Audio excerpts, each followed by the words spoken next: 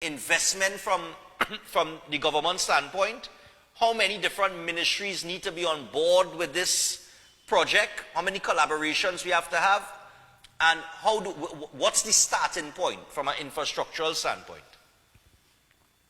First of all, bro, the government has to be able to manage this dually, as you said. Yeah. While we are phasing out or phasing in, we must be able to manage both dually. We must be able to say, hey, we're still continuing to invest in this because it's earning us revenue, while we start investing in this because we're introducing something new.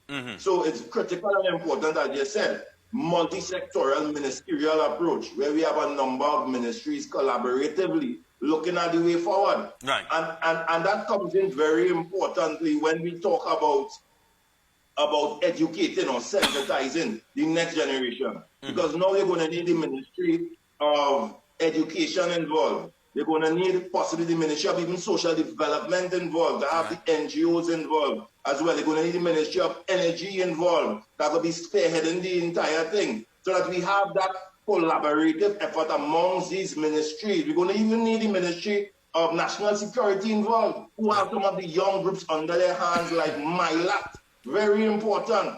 Tertiary education. Those, we need the involvement of all these parties. Ministerial, we're going to need private stakeholders as well involved in this initiative going forward. They're going to need the Used Car Association, even the Brand New Car Association involved when they're concerning issues with e-mobility. How are we going to get the right programs out into the community? How are we going to get programs available for groups like NESC, as I keep saying, CCC, Serval?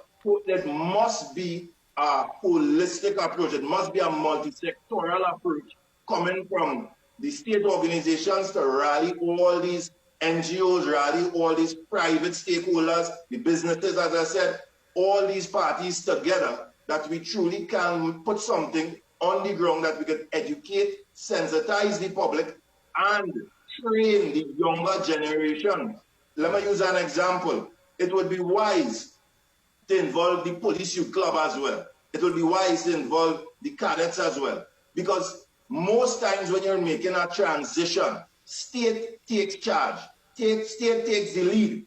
So they may start a transition, particularly when it comes to e-mobility, the police fleet into electric vehicles. You want to know, at least it is prudent to have young police youth club youths trained in this EV technology, so that they, by the time they come out of the police youth club, or still a part of the police youth club, because I think they go up until 25 as well, they start being the ones they're looking to repair these vehicles, to maintain these vehicles, and not only with vehicles, we have other energy sources. You have solar power, so you're going to have opportunity for solar panel installation, you're going to have opportunity for solar panel maintenance, it's going to have opportunity not only for the technician, but for the investors as well. Who's going to bring down solar panels? Who's going to retail solar panels? Who's going to... And these are the things that we need to start to prepare ourselves for. I'll just use as a quick example my own experience coming out of St. George's College, about to turn 16 with nearly no passes. Wait, no, you went St. George's College?